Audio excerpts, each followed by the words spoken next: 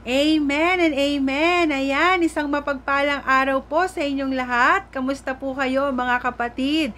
Namimiss ko na po kayo. Lahat ng mga taga-Kilikaw Albay ay lalo pong lumalakas, lalo pong gumaganda at gumagwapo dahil sa presensya ng ating Panginoon. Praise God. Tingnan mo nga yung katabi mo, di ba? May nagbabago sa kanya, lalo siyang gumaganda. Sabihin mo nga sa katabi mo, salamat sa buhay mo dahil nananatili kang nariyan. Praise God. At ang dahilan po kung bakit tayo naririto ay dahil sa Panginoong Jesus. Kaya itutok lang po natin ang ating mga mata.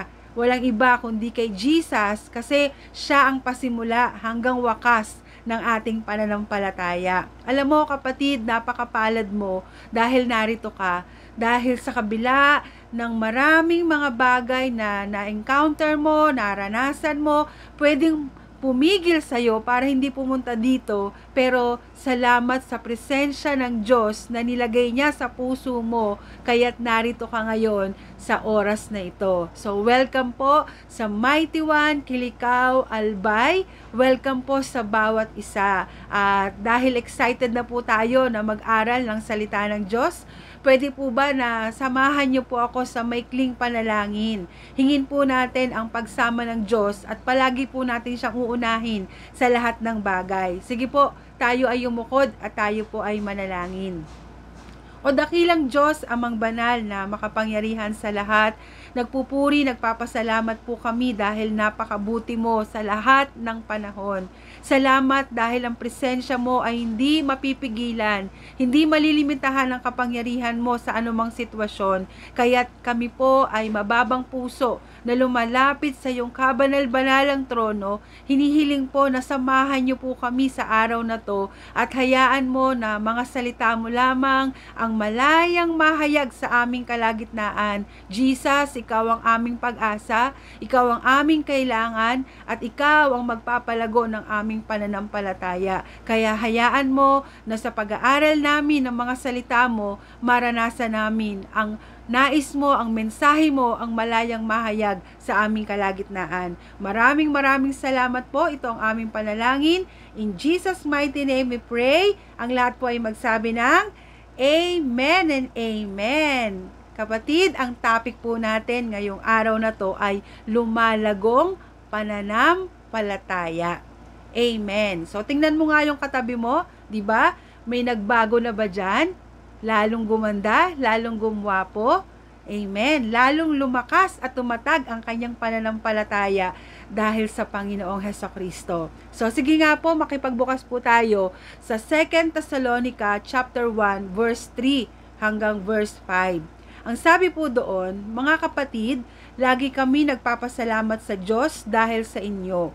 Nararapat lang na gawin namin ito dahil patuloy na lumalago ang pananampalataya nyo kay Kristo at pagmamahalan sa isa't isa.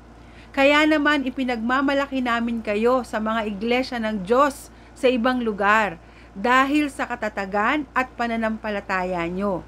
Sa kabila ng lahat ng dinaranas ninyong paghihirap at pag-uusig, nagpapatunay ang mga ito na makatarungan ang hatol ng Diyos.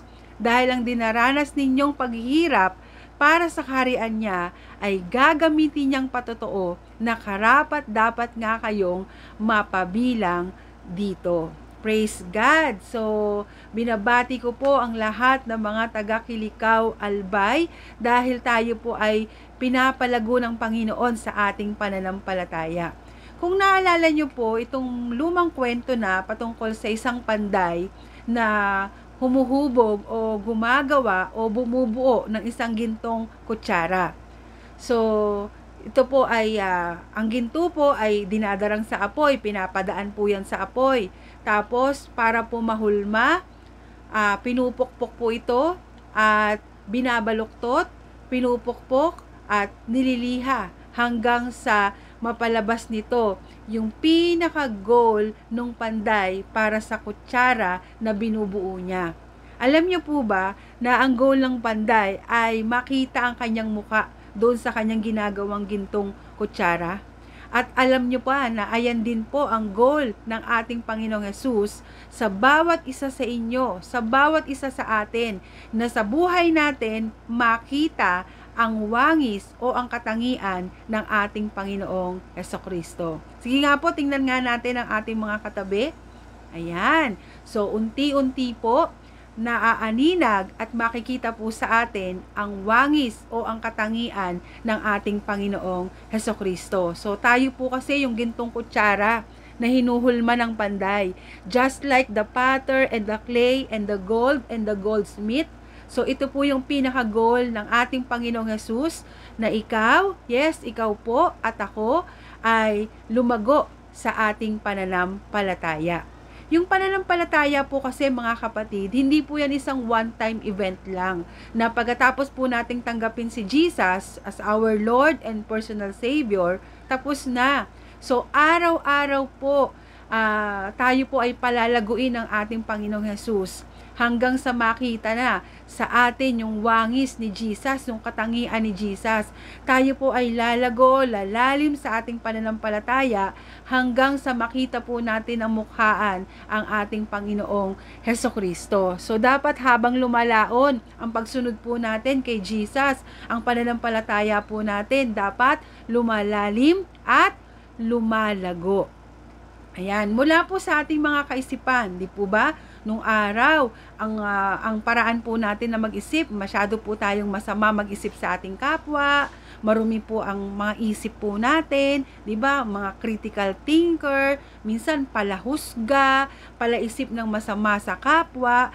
Pero dahil sa biyaya at awa ng Panginoon at dahil lagi na nga po tayong nakikipag-usap sa Diyos sa pamamagitan ng pananalangin at nagbabasa ng kanyang mga salita, kung paano po tayo mag-isip ay nagbabago na. So, hindi na po tayo katulad ng dati.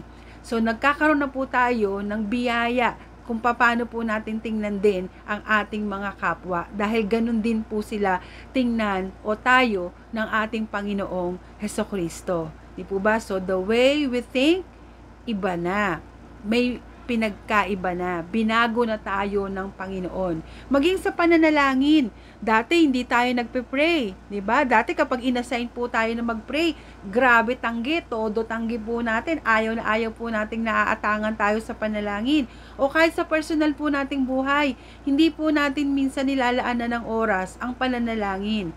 Pero dahil lumalago na po tayo sa ating pananampalataya, mapapansin po natin na nagbibigay na tayo ng oras sa pakikipag-usap natin sa Diyos. Amen po ba? So, hinahakbangan na po natin ang pananalangin at makikita na rin po yan sa ating ugali o sa ating behavior o sa ating karakter na naranasan natin na may nagbabago na sa atin. Dati, palamura tayo. Dati, ang sama ng salita natin sa kapwa, ang bilis nating humusga o ang bilis nating magsalita ng masama sa ating kapwa. Pero dahil lumalago na tayo sa ating pananampalataya, sabi mo sa katabi mo, nagbago ka nang talaga. Amen? Yung pagbabago po natin, hindi for worse kundi for better. 'Di ba? Mas naging mabait. Kaya naman marami na pong mga kapitbahay ang naninibago o mga kasama natin sa bahay kung paano nangyari na may nagbabago sa buhay natin araw-araw. So, yung dating tayo, unti-unti nang nawawala at napapalitan na po ito ng mga katangian ng ating Panginoong Hesukristo. Kaya purihin ang Panginoon dahil lumalago na po tayo sa ating pananampalataya. Dati, punong-puno tayo ng galit. Dati, lagi tayong naiinis. Dati, hindi tayo marunong magpatawad. Dati, matindi tayo, madaya tayo. Ang dami nating kasalanan na ginagawa. Pero dahil lumalago na tayo sa ating pananampalataya, may nagbago na sa buhay natin. Even sa mga decisions po natin, dati kapag meron pong mga decisions making, di ba?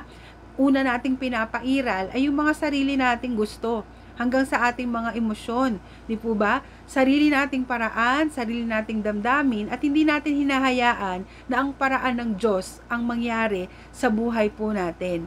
So this time, inuuna natin na magtiwala sa Panginoon sa bawat mga sitwasyon na nangyayari sa ating buhay at ibinibigay na natin sa Kanya sa pamamagitan ng pananalangin, yung mga mabibigat na pagsubok o mga bagay na hindi natin naunawaan sa ating buhay. Kasi alam na natin na kapag tayo ay tatawag sa Diyos, siya yung magpapaunawa sa maraming bagay na hindi natin naunawaan. So kapatid, kapag may nagbago na sa ating isip, pag may nagbago na sa ating pag-uugali, kapag may nagbago na sa ating mga desisyon, inuuna na natin si Lord bago ang ating sarili, sa ating mga damdamin, hindi na natin pinapakinggan yung damdamin lang natin, kundi yung kalooban ng Panginoon ang nasusunod sa buhay natin. Aba, ibig sabihin yan, lumalago ka na sa pananampalataya. Amen? Pwede po bang palakpakan natin ang Panginoon dahil may nagbabago na po unti-unti sa atin pong mga buhay.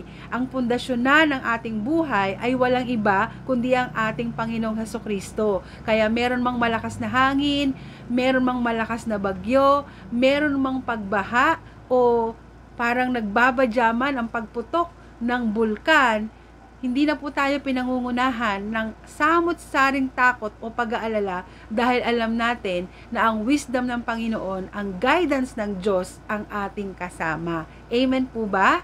Amen. Praise God. So, lumalagong pananampalataya. Ano ba yung kailangan para lalo pang lumago ang ating pananampalataya? We associate grow sa paglago sa pananampalataya katulad po ng mga halaman. Ayan, sino po ba rito yung mga mahilig maghalaman? Si Kuya Onyok, di ba? Mahilig yan mag-alaga ng halaman. O yung iba pa po sa inyo dyan, alam ko, mga plantito at plantita po kayo. So, parang ganito din po sa ating pananampalataya. Inhalin tulad po ito sa isang halaman. So, things you need to grow in faith, number 1 is we need spiritual food. So, kagaya daw po ng isang sanggol. Tingnan natin sa 1 Peter chapter 2, verse 2. Gaya ng sanggol na bagong panganak, manabik kayo sa dalisay na gatas na espiritual upang lumago kayo hanggang makamtan nyo ang ganap na kaligtasan. Diba yung baby, kapag yan nagugutom na, umiiyak yan. At hindi yan titigil hanggat hindi yan nakakadede o hindi yan nakakainom ng gatas. So, ganun din daw po ang isang mananampalataya. Kahit bago pa lang tayo sa pananampalataya, mag-crave tayo sa spiritual food. Tulad ng isang bata kung papaano naghahanap ng pagkain. So, 'di ba, yung bata kapag yan ay gustong kumain yan, hindi yan titigil hanggat hindi niya nakukuha yung gatas na gusto niya. So, mag-crave daw tayo, parang sanggol na bagong panganak, nasasabik tayo sa gatas, nasasabik tayo sa Word of God. At kapag baby pa lang, no po, mga gatas pang kinakain yan.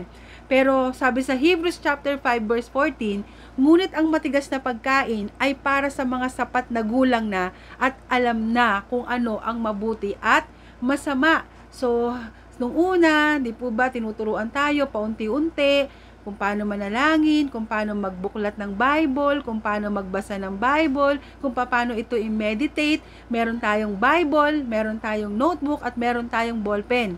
At habang tumatagal po, natututo na tayong masabik sa mga mas marami pang mga salita ng ating Panginoon. So, nandun na po yung personal devotion natin o personal Bible reading natin. Malalaman mo, kapatid, na lumalago ka na sa pananampalataya kapag meron ka ng devotion. Kapag hindi ka na kailangan tawagin o paalalahanan pa kasi ikaw mismo nararamdaman mo o naririnig mo yung pagtawag sa iyo ng Panginoon na usap na tayo, mag-Bible study ka o mag-aral ka ng Word of God. At talagang excited ka lagi na umattend ng Sunday service kasi excited ka na may bago kang matututunan para sa salita ng ating Panginoon.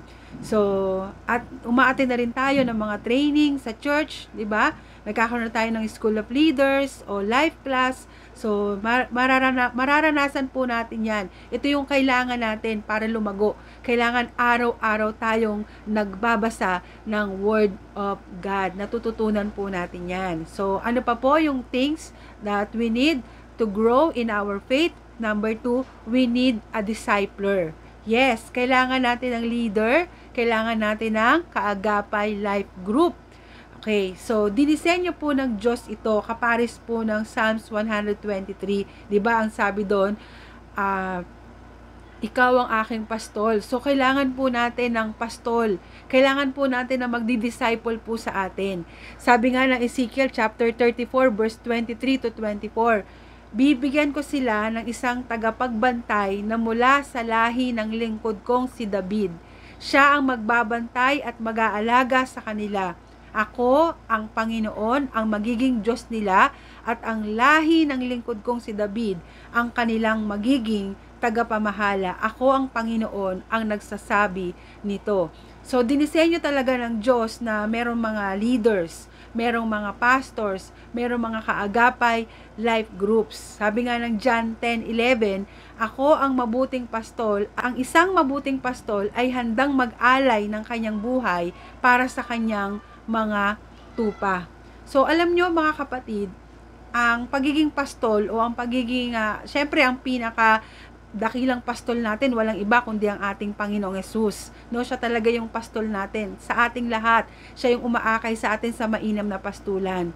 At tayo din po, kahit na tayo po bilang mga mananampalataya ng Panginoon, wala man tayong title ng pagiging pastor, diba? Pero sa puso po natin, kapag merong absent, halimbawa naalala natin, ay, bakit kaya wala si kapatid? Tapos, nagkakaroon tayo ng desire na i-text siya, o puntahan siya, i-follow up siya. So, hindi lamang po ito titulo ang mahalaga ng pagiging pastor o pagiging pastol, kundi yung meron na po tayong malasakit sa ating kapwa. Okay? Kapag meron na po tayong damdamin na ganyan, na meron na tayong malasakit sa iba, hinahanap na natin sila, pina-follow up na natin sila, pinagpe-pray na po natin sila, at kino-coach natin sila, mine-mentor natin sila para lumago din sila sa pananampalataya. Isang pong basihan yan na lumalago na po ang ating pananampalataya. Kasi hindi lamang po gawain ng isang pastor o pastora ang mag-follow up sa mga miyembro. Tayo din po mismo, dahil tayo po ay kinakausap din ng ating Panginoon, tayo din po ay lumalago na sa ating pananampalataya. Nagiging kawangis na po tayo ng ating Panginoong Hesukristo. Nagkakaroon na din po tayo ng damdamin, o yung heartbeat po natin ay yung heartbeat na rin po ng ating Panginoong Hesus. Do you know what is the heartbeat of Jesus Christ? Ang heartbeat ni Jesus ay yung mga tao ay mapalapit sa Kanya. At kaya kung tayo po ay lumalago na sa ating pananampalataya, unti-unti na ang kalooban ng Panginoon na naghahari sa ating buhay, nararamdaman na din po natin na gusto nating mag-follow up, o nararamdaman na din po natin na mas marami pang mga pamilya at tao at mga kapitbahay ang gusto nating madala sa paanan ng ating Panginoong Hesukristo. Hindi na lang po tayo parang baby na palaging inaalagaan. Dumarating na din po tayo sa punto. Yes, dumarating na po tayo sa point na ikaw din mismo gusto mo nang mag-alaga ng kapwa mananampalataya. Kapag gano'n na po yung damdamin natin, ibig sabihin, lumalago ka na sa pananampalataya. Amen po ba? At syempre, ayaw naman ng Diyos na tayo po ay manatiling inaalagaan lang. No? Gusto ba natin, nung baby tayo, hanggang ngayon, baby pa rin tayo? Biro mo, laki-laki na natin, dumidede pa tayo. Gusto po ba natin yun? Diba, hindi na po yun magandang tingnan. Dapat habang tumatagal, diba, sanggol, nagiging bata, tapos pagtas ng pagiging bata, di po ba, nagbibinata, nagdadalaga, tapos nagmamature na. So tayo po bilang mananampalataya, hindi tayo mananatiling baby. Hello? Hindi tayo mananatiling baby. Parang ang pangit naman, tingnan na lolo at lola na tayo, pero dumidede pa tayo. Tama po ba? Gusto ba natin yon? Siyempre, di ba, habang tayo po ay tumatanda, gusto natin ang kinakain na natin yung mga buto-buto. Di ba? Gusto natin yung mga laman, yung mga karne. Ayaw natin na palaging gatas lang ang dinedede natin o iniinom natin. So, ganun din daw po bilang mga mananampalataya ng ating Panginoon. Tayo din po ay lalago sa ating pananampalataya. Habang tayo po ay dinidisciple, di ba, tayo po ay mini-mentor, dumadating na din po sa time na tayo din ay magme-mentor na. Amen po ba? Kaya nga sabi sa John chapter 21 verse 15 to 17, ito yung kinakausap ni Jesus si Peter. Sabi niya ganon, he said to him the third time, di ba 3 beses, Simon, son of Jonah, do you love me? So, 3 beses pong inulit-ulit to ni Jesus kay Peter na, Peter, do you love me? Di ba? So, and he said to him, Lord, sabi ni Peter, Lord, you know all things. You know that I love you. Diba sabi ni Peter, Lord, nakikita mo naman eh. Alam mo naman kung ano ang laman ng puso ko. Bakit paulit-ulit kang tinatanong kung mahal ba kita? Diba sabi niya ganun. Jesus said to him, kung mahal mo talaga ako, feed my sheep. Kung mahal mo talaga ako, diba, magmalasakit ka para sa iba. Mag-follow up ka. Turuan mo sila. Yan ang sabi ng ating Panginoong Hesus. So, merong pong pastor, kaagapay members, yan po yung ating organization. So, kinakailangan we get involved and to be a part of Kaagapay Life Group. So, sana po kaparte na tayo ng misyon ng ating Panginoon. Kabahagi na tayo sa pag-abot sa kahit na kasama lang natin sa bahay, di po ba? Maging kabahagi tayo na i-goal natin yung mga kasama natin sa bahay na hindi pa po natin nakakasama ay makasama din po sila. So, hindi kailangan ng title ng pagiging pastor. Kailangan po natin ay yung puso ng pagiging pastol na handang umagapay, magmalasakit sa maraming tao na nangangailangan kay Jesus. Amen po ba? And sabi nga, kaya yung pangatlo, kailangan natin ng church kasi lahat yan na patatanggapin natin, lahat yan na aakayin natin sa salita ng ating Panginoon. Lahat sila na tumanggap kay Jesus ay dapat mapabilang sa isang church. Sabi ng Ephesians chapter 1 verse 22, ipinailalim ng Diyos kay Kristo ang lahat ng bagay at ginawa siyang pangulo ng lahat para sa ikabubuti ng iglesia.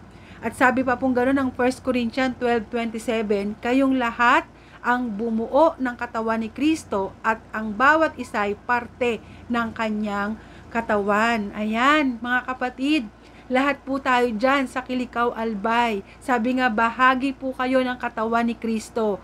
Si Jesus po ang head at lahat ng miyembro, lahat po tayo ay katawan ng ating Panginoong Hesus.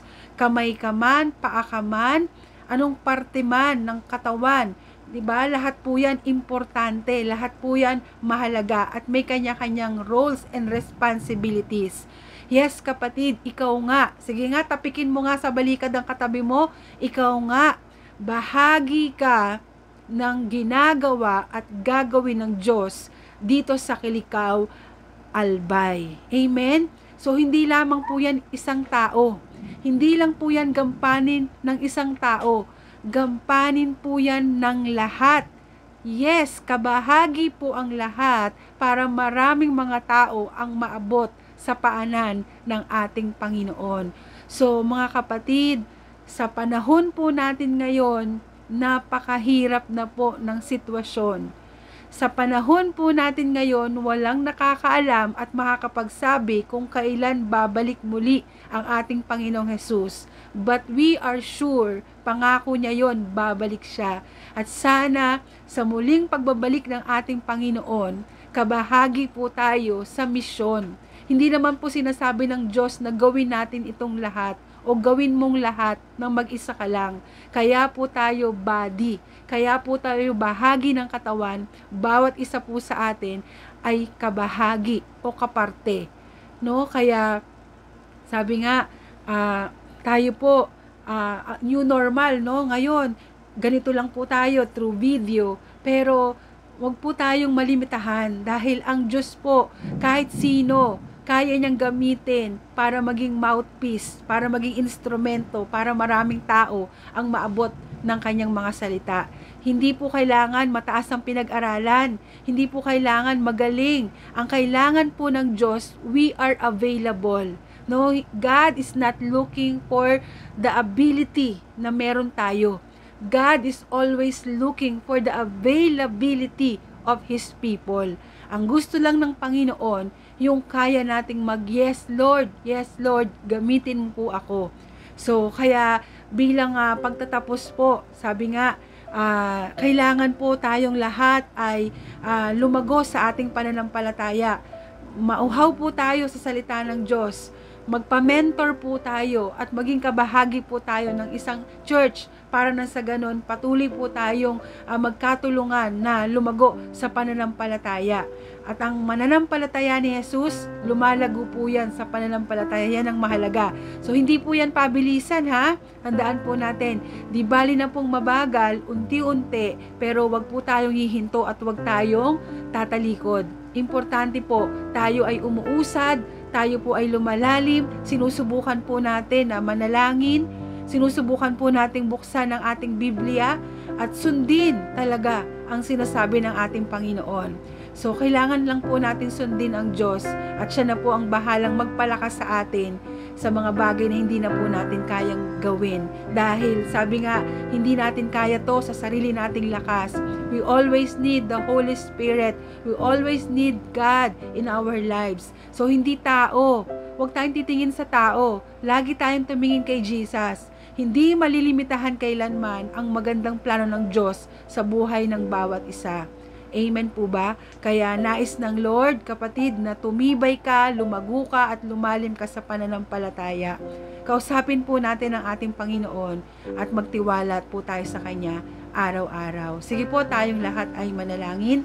O dakilang Diyos, amang banal na makapangyarihan sa lahat, maraming salamat po dahil ang mga kapatid namin sa Kilikaw Albay ay nagpapatuloy sa gawain. Salamat sa kalakasan, salamat sa katatagan. Salamat, Panginoon, na kahit anong parte o bahagi ang ginagawa nila, maliit man o malaki, nakikita man o hindi nakikita ng tao, subalit ikaw ang Diyos na nakakakita ng lahat ng bagay. At hindi po mawawalan ng kabuluhan ang lahat ng ginawa para sa iyong ubasan. Jesus, I pray na magkatulungan po, Panginoon, ang mga kapatiran sa Kilikaw Albay to have a heart of mission, O Father God, to reach out for the community, to reach out for the families, O Father God, na hindi pa po nakakasama sa mga panambahan.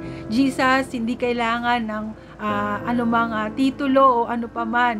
Ang kailangan po ay mga puso, Panginoon, na handang sumunod sa iyong kalooban. Hindi kami kailangang matakot, Panginoon, dahil sinasamahan mo kami.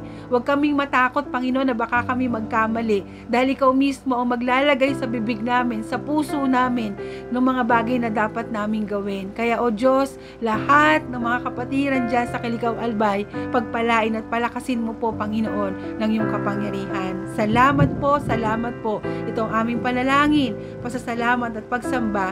In Jesus' mighty name we pray. Amen and amen. Praise God.